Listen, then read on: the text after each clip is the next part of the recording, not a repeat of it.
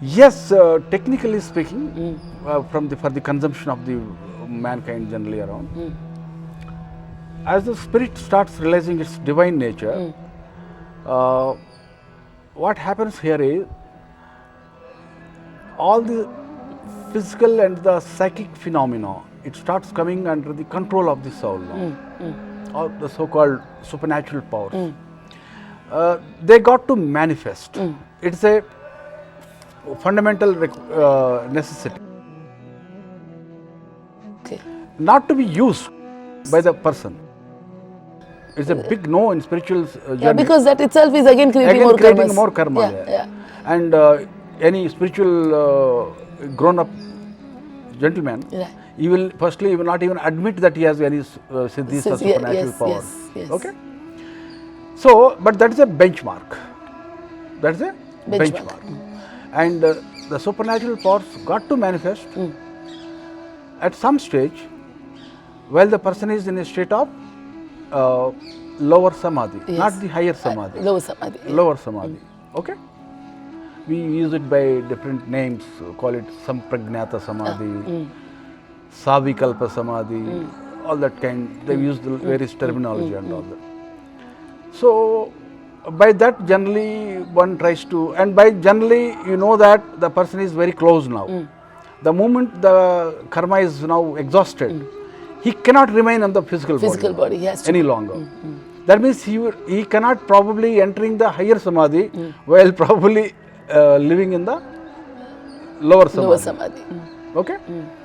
And if you ask what is about the higher samadhi, well, I can only say that I don't think anyone has come back to tell the story. Tell the story, yes. What happens thereafter.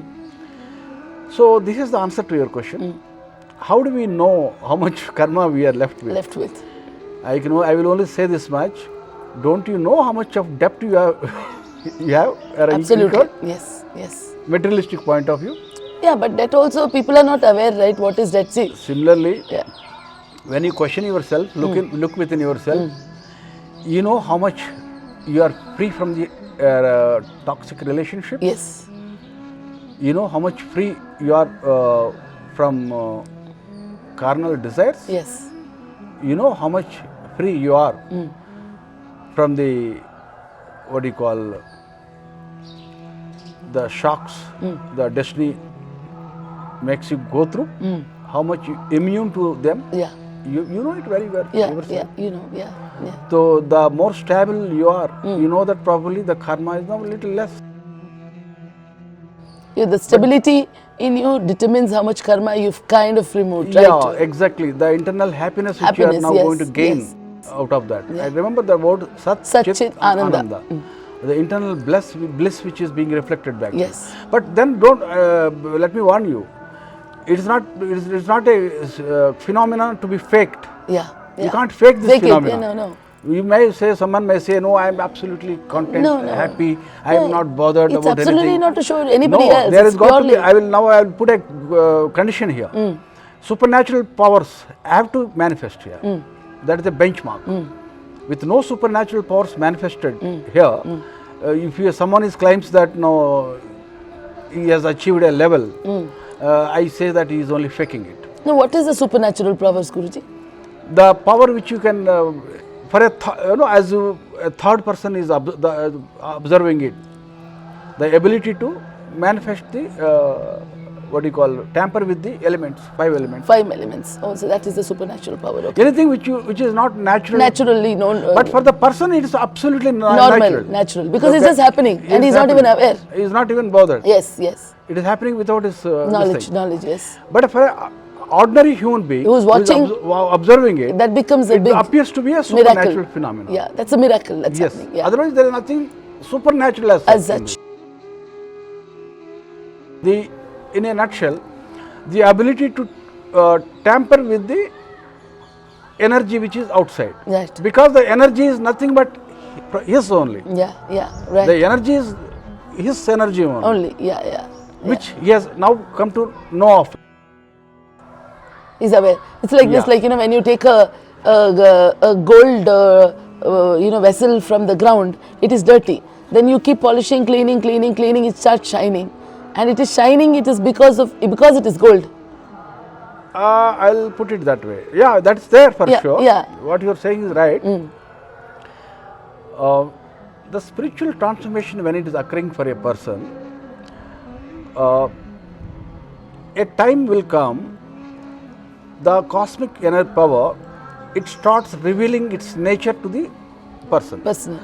That it is Maya. Secondly, that it is his own power. Yeah. So what happens when a person realizes the cosmic power is his own power? What is the implication of it? That means he has now the ability to control it. Because it is his own power. Otherwise, there is no point in saying, no, I have control over the cosmic power when you can't control it. True. It is as simple as that. As simple as that. Okay? Yeah. And for that, all the conditioning. And the moment he can exercise control over anything, power, as such, in all its entirety, now there you have a complete control over the entire physical phenomenon as well as the psychic phenomenon. Right. That's it. Guruji, now we are talking to people, like the people who will be watching this podcast. Most of them are not aware, A lot of talks on spirituality is going. A lot of people are turning towards spirituality. There's talks on which is the right path. There are a lot of people talking about it. Now, when we give Diksha to sadhaks, I've asked that question to Greg Guruji. What made you think that I'm lucky enough to get this blessing of Shaktipat? So when you meet your sadhak, when you want to give a Diksha to a sadhak, what tells you that, this person can be given a Diksha? See, there are two kinds of Shaktipat Gurus. One particular school of thought, they say that first you observe the disciple, observe the person, let him come to you again and again and again. Take your time. If you feel that he is worthy enough, he is serious enough, then only you give him initiation into the spiritual journey. There is another school of thought of the Shaktipat Gurus who say that don't bother, let Shakti only sort them out. They are seeking Shaktipat, just give it. Okay. Who am I to refuse? Look, and they are also right. If someone has approached me for Shaktipat initiation, I think 10 times before giving him Diksha, and I think equally 10 times before refusing also. Okay. Because I will incur a karma if I refuse. Because who am I? Who am I to refuse Diksha to someone? Correct. Who am I to give Diksha to someone for that matter? We are just an instrument. I have just been given mandate by my Guru. The Guru, And I just execute his words as per his directions and policy. Yes. So there are two schools of thought. So my Guruji has given certain broad directions. We don't, of course, I don't give initiation indiscriminately. He has given me certain directions to filter out the people. Basically, predominantly they are health related. Because Shaktipat can't be given to people who are suffering from serious ailments, especially terminally ill diseases. Unfortunate. I wish it had not been that way, but unfortunately that is the way. That's the way. Because the body has to sustain that kind of energy, I agree. It doesn't mean that a person who is suffering from cancer, serious cancer, or who is terminally ill, he is not entitled for the grace of God. Yes, he is very much entitled. But the way is different. Yes. Everyone can't be administered the same medicine. So, Shaktipat cannot be given to the people who are seriously ill. So, there we have a wide range of diseases. Generally, we don't give Shaktipat to such people. However, nowadays, you see any person, you will have something or the other. So, minor problems are acceptable. Okay. Then, we also try to, based on the, we try to filter out that there are people who are curious about it, who are seeking supernatural powers and all that. If we try to filter them out also. If we find that they are not serious enough. The whole idea of having Shaktipat is the moksha.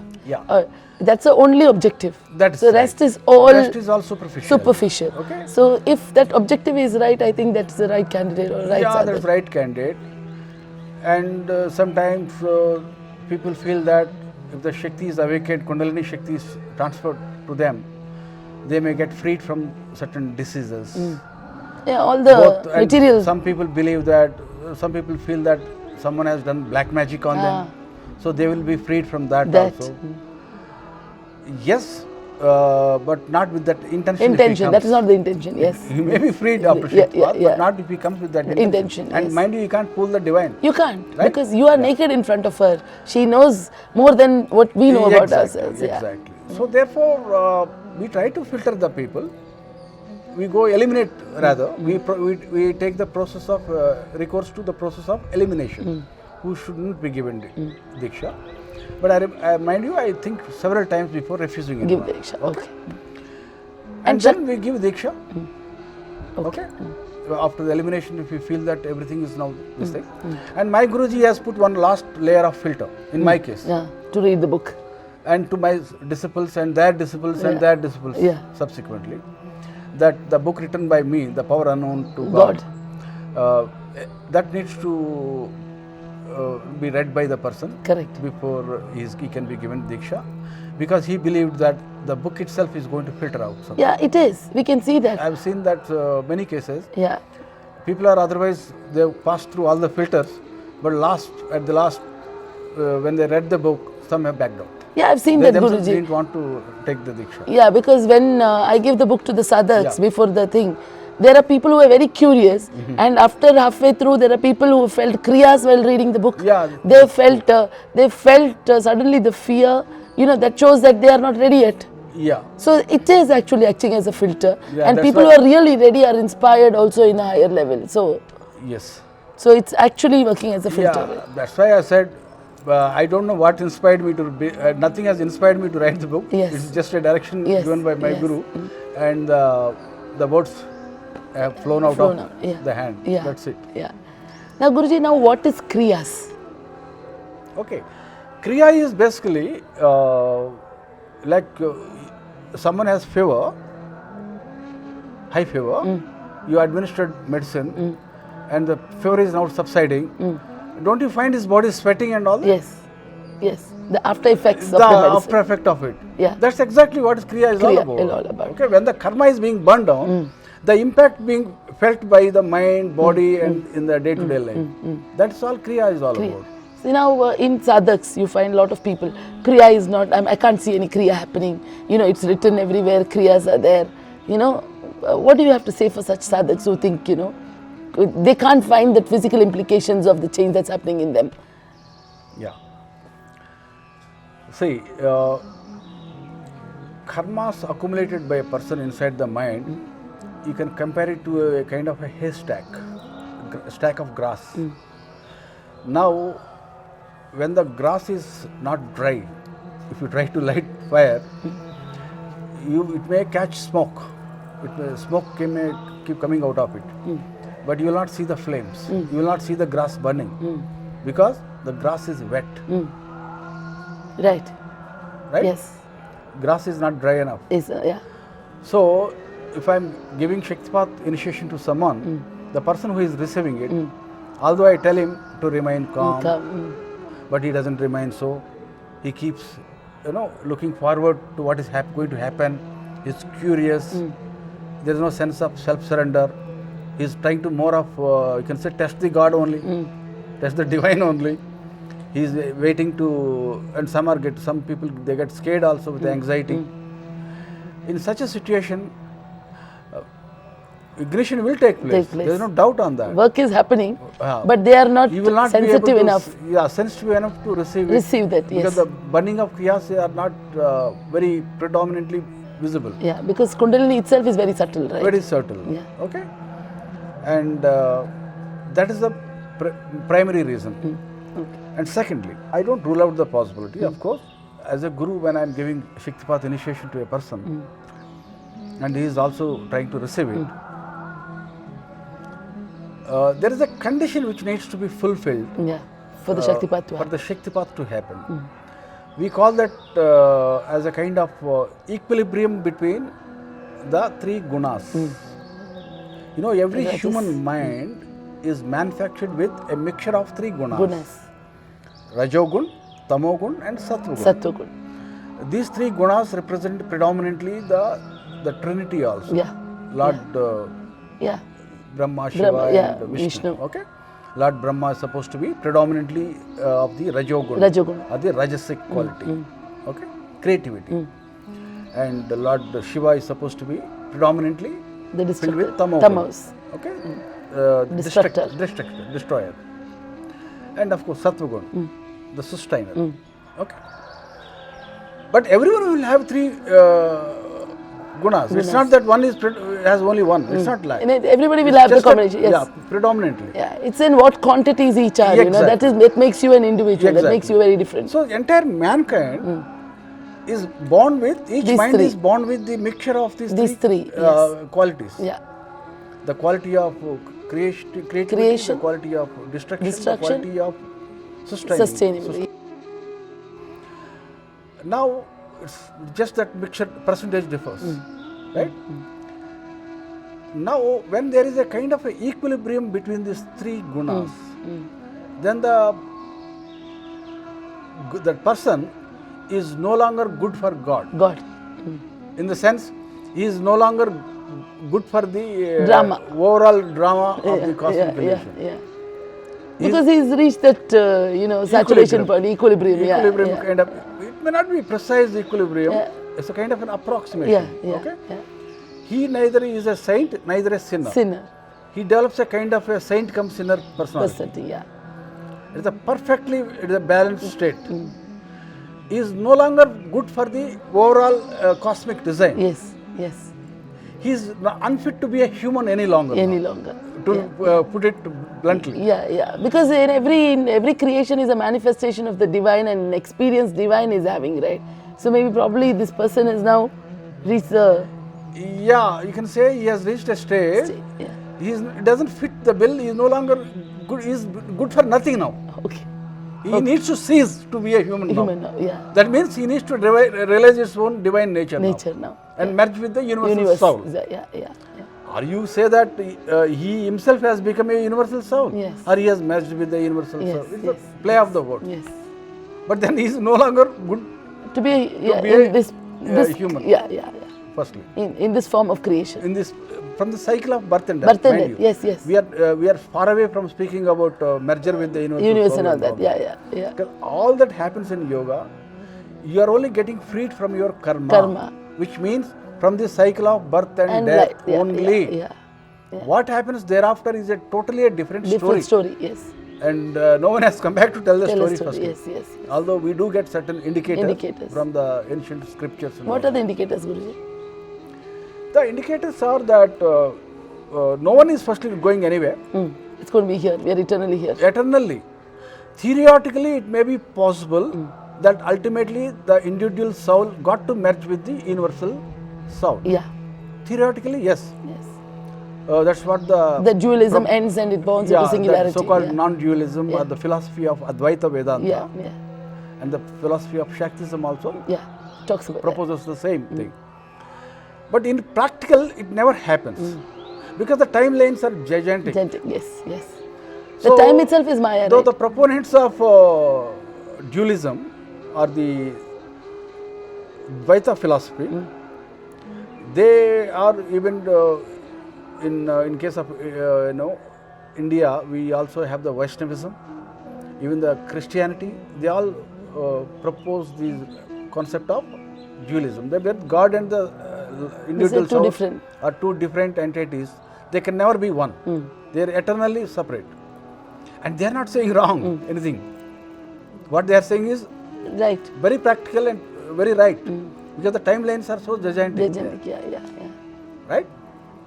So, what happens then? Suppose the soul has stopped taking the physical mortal body. The soul has stopped entering the womb of either a human womb or an animal womb. Now, where does it go now? It now going to got to remain in a subtle form. And only the gross physical body has been dropped when the soul has quit it. Rest everything is intact. Mind you that. Because every spirit is born with 5 sheaths around it. Call it Panchakosha. Only the external most sheath is It's dropped. gone. Yeah. Rest all the four are intact. So that means it is fully conscious. Everything is there. And still retaining the individual identity. Correct. It has not merged with the universal soul. Yeah. But there is no karmic fuel left now to take birth. Birth again. So where does it go now? Where does it go? Let's not bother about it. But it is suffice to say it is not going anywhere. Anywhere.